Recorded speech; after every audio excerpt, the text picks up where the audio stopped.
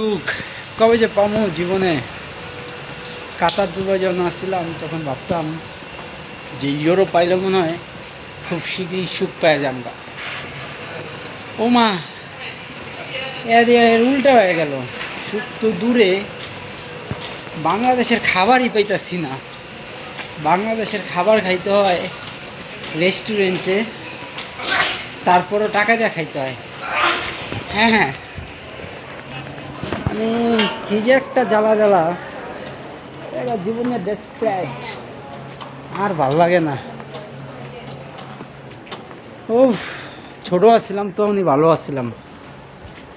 মায়ের বুকের শান্তি, বাবার আদর, উফ কি লেগে জ্বালায় বড় হইলাম।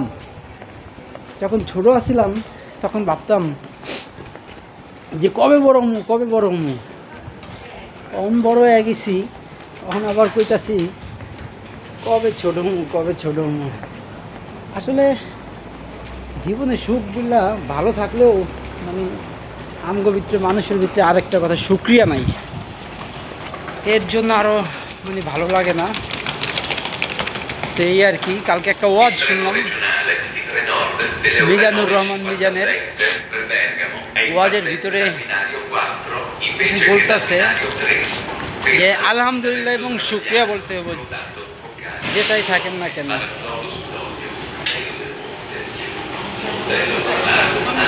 তো এই আর কি,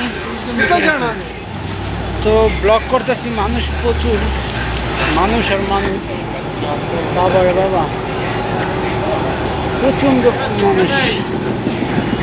মানে একটু আস্তে ধীরে আওয়া যায়, মাগার মানুষ আইতাছে এক একজন বুলেট গতিতে। আগে দেখালো ট্রেন যাইব, এরা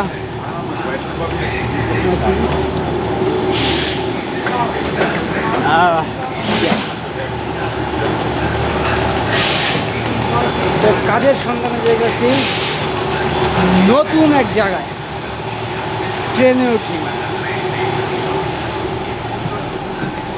ট্রেনে উঠলাম, এখন বসি।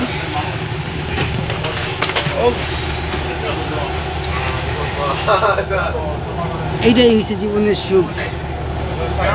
এই যে মানে ঠিক টাইমে ট্রেনটা ধরতে পারলাম, আর 2-3 মিনিট পরেই ট্রেনটা ছাড়বো। দেখি নতুন একটা জায়গায় যাই, নতুন কিছু শিখি। এই আর কি, দোয়া করুন, একজন আরেকজনের প্রতি ভালোবাসা রাখছেন। ওকে গাইস, সুস্থ থাকেন সবাই। আবার পড়লাম।